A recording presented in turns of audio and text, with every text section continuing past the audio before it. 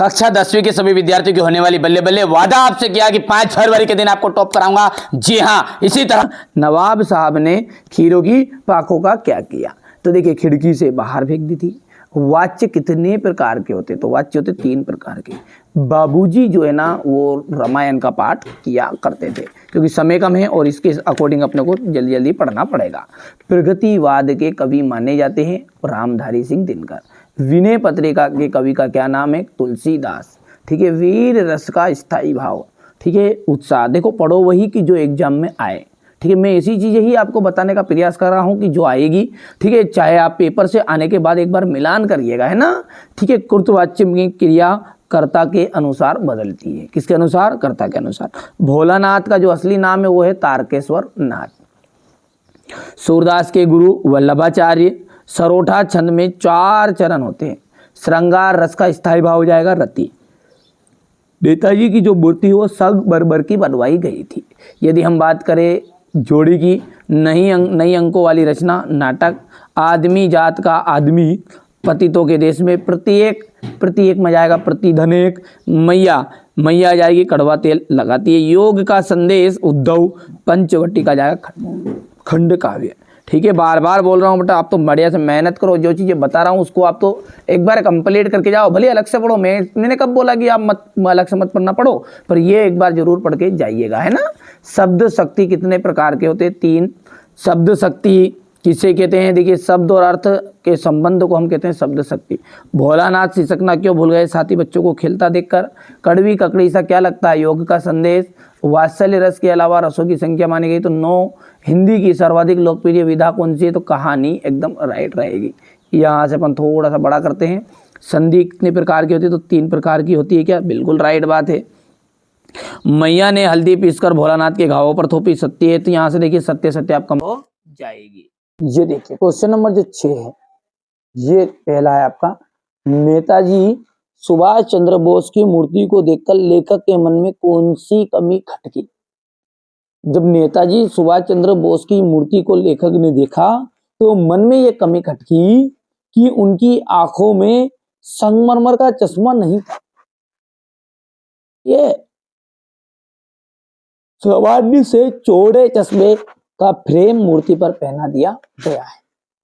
ये आप अच्छे से कंप्लीट कर लेना, स्क्रीनशॉट लेते चलना, है ना। बिस्मिल्लाह खां को शहनाई का नायक क्यों कहा गया? देखिए, शहनाई जो होती है ना, मंगलिक अवसरों पर बजाई जाती है। जैसे जो हमारे खुशी का समारोह है ना, उन पर हमारी शहनाई बजाई जाती है। इसे मंगल ध्वनि, इसलिए इसे मंगल ध्वनि कहते हैं। अर्थात वहां ध्वनि जो मंगलकारी हो। ठीक है, ठीक है भैया, मंगलकारी हो उसे अपन क्या कहते हैं? मंगल ध्वनि कहते हैं। और यहां ध्वनि प्रातः काल मंगला आरती के समय भी बजाई जाती है। बिस्मिल्लाह खां जीवन भर शहनाई की साधना में लगे।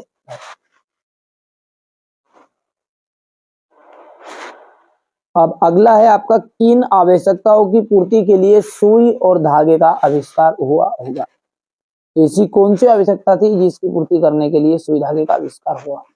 तो देखिए, प्रारंभ में मनुष्य नंगा रहता था। उस समय तन पर ढकने के लिए साधनों का कोई रूप नहीं था। सर्दी गर्मी आदि से बचने के लिए तन ढकने का उपाय करने की जो भावना है, उसने ही सुई धागे का आविष्कार किया होगा।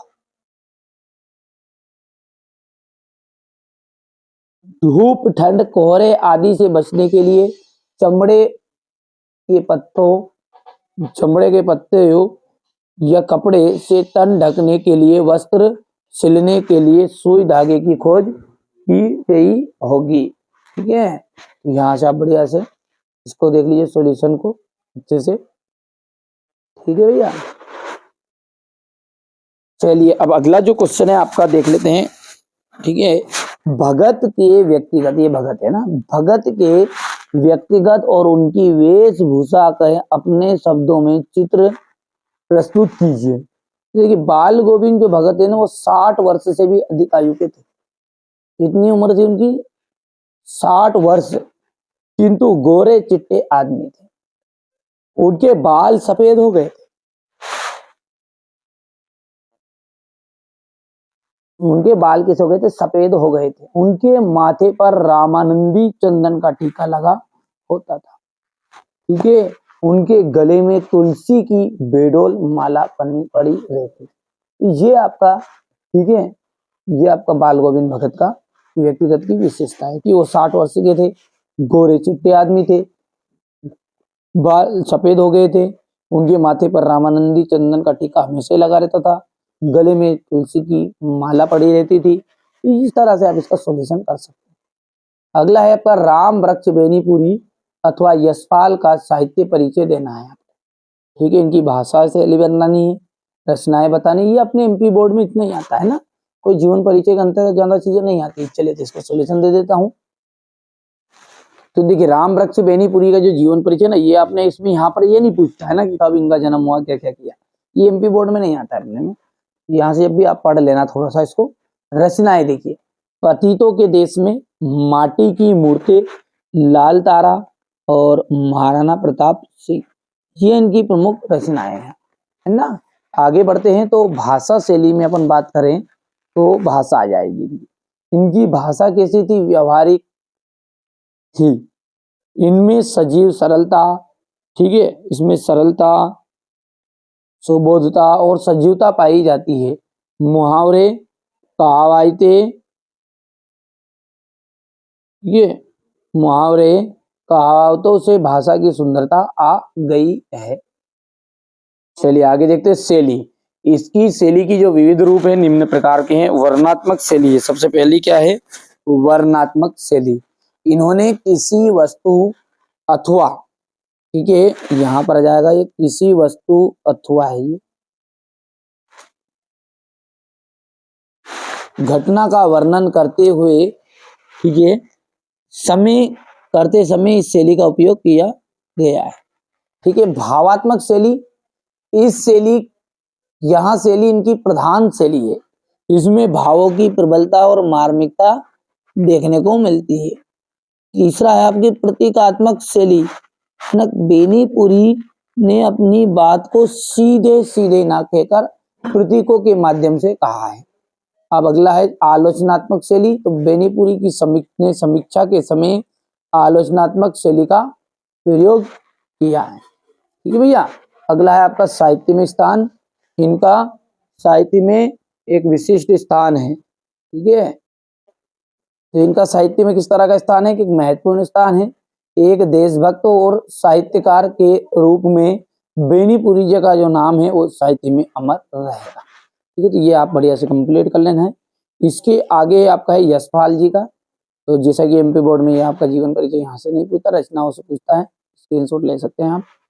ये रचनाएं देखिए, ज्ञानदान, तर्क का तूफान, पिंजरे की उड़ान, झूठा सच, अमिता और देशद्रोही, ये इनकी प्रमुख रचनाएं है ना। चलिए आगे बढ़ते हैं और अगला देखते हैं अपन,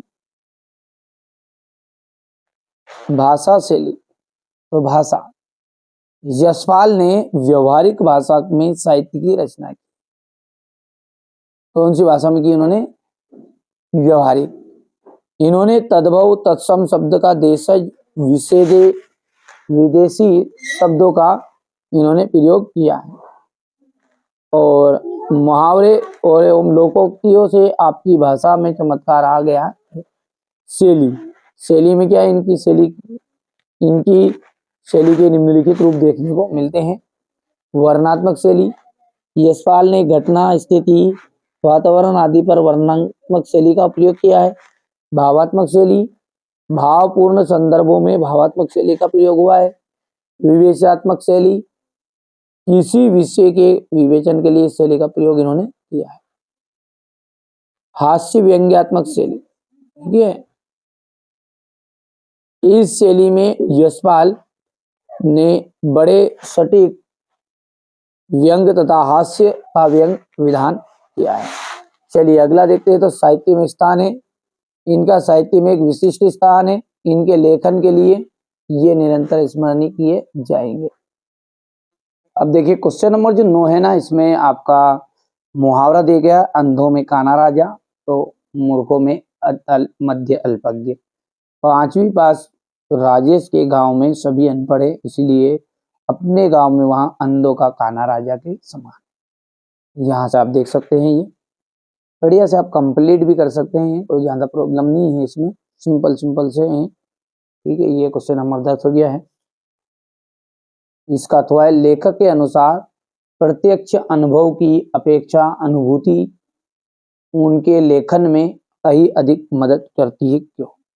तो प्रत्यक्ष अनुभव की घटित होते रहते देखा जा सकता है। ठीक है, तो यहाँ से आप इसको सॉल्यूशन के साथ देख सकते हैं। नई कविता की दो प्रमुख विशेषताएं, प्रयोगों की नवीनता, लघु मानववाद, प्रतिष्ठा। नई कविता के दो प्रमुख कवि हैं, नरेश मेहता, कुंवर नारायण सिंह। हो गया इतना। इसके बाद में हम बात करें क्वेश्चन नंबर आपका जो 12 है उसको देखते हैं। देखिए यहाँ से देख सकते हैं आप, तुलसीदास जी का जो जीवन परिचय, इसमें ये अपने मैंने पहले ही बता दिया आपको कि एमपी बोर्ड में ये चीजें नहीं पूछी जाती है, यहाँ से पूछी जाएगी रचनाओं से, है ना। तो रामचरितमानस, कवितावली, गीतावली, दोहावली, बरवे रामायण, जानकी मंगल, विनय पत्रिका, हनुमान बाहुक, ये सब क्या है, तुलसीदास जी की रचना। यदि हम बात करें तो इनकी काव्यगत विशेषता होगी, तो यहाँ से देख सकते हैं भाव पक्ष, है ना, भक्ति भावना। तुलसीदास जी सगुण ईश्वर को मानते थे, उनकी भक्ति में असीम दैन्य अनन्य आत्मा का समर्पण है। ये हो गया उनका भाव पक्ष में पहले भक्ति भावना। दूसरा जाएगा समन्वयवादी विचार, उनका दृष्टिकोण समन्वयवादी रहा है, राम भक्त होते हुए भी ये सभी देवी देवताओं को वंदना की। अच्छा, बात यहाँ पर आती है कि 2 नंबर का आएगा सर, तो क्या इतना बड़ा लिखेंगे क्या? नहीं, फिर अपन क्या करते थे, हेडिंग भी लिख सकते हो बस।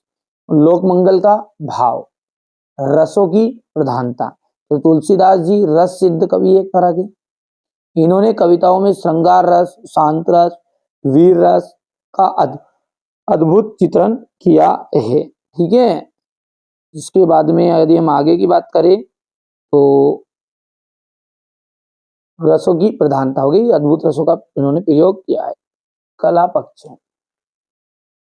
कला पक्ष के अंतर्गत आ जाएगा इसका भाषा, तो तुलसीदास जी ने ब्रज और अवधी भाषा को अपनाया है, जहां तहां अरबी फारसी को भी ये भोजपुरी बुंदेलखंडी भाषाओं के शब्द भी इनमें मिल जाते हैं।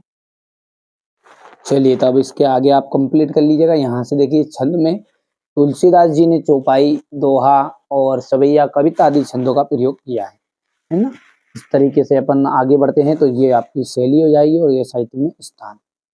चलिए, इसके बाद में जो अगला है ना, वो आपका है सूर्यकांत त्रिपाठी निराला का, है ना।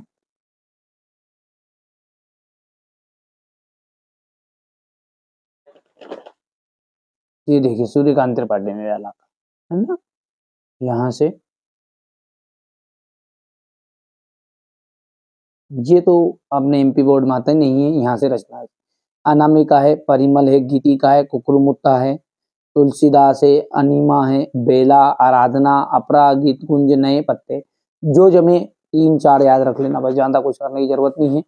इसके बाद में ये काव्यगत विशेषता हो। अच्छा, ये तो तरीका ये है, और शॉर्टकट तरीका ये भी आप लिख सकते हैं कि इनके काव्य में, यहीं से आगे लिख देना है, इनके काव्य में प्रेम और सौंदर्य का भाव देखने को मिलता है। ठीक है, इन्होंने प्रकृति के सजीव चित्र अंकित किए हैं, या तो फिर इस तरीके से आप लिख देना है, बढ़िया से कंप्लीट कर लेना। ये क्वेश्चन नंबर यहाँ पर राष्ट्रीयता जाएगा। कला पक्षों की बात करें तो भाषा जो है भावों के अनुरूप इनकी बदलती जाती है, देश प्रेम तथा भक्ति परक की कविताओं में इनकी भाषा सरल है। शैली की बात करें तो निराला जी की 2 शैलियां स्पष्ट है, उत्कृष्ट छायावादी, ठीक है, गीतों में प्रयुक्त लंबी तत्सम एवं दुरूह शैली, सरल प्रवाह रूप में प्रचलित उर्दू के लिए शब्द व्यंग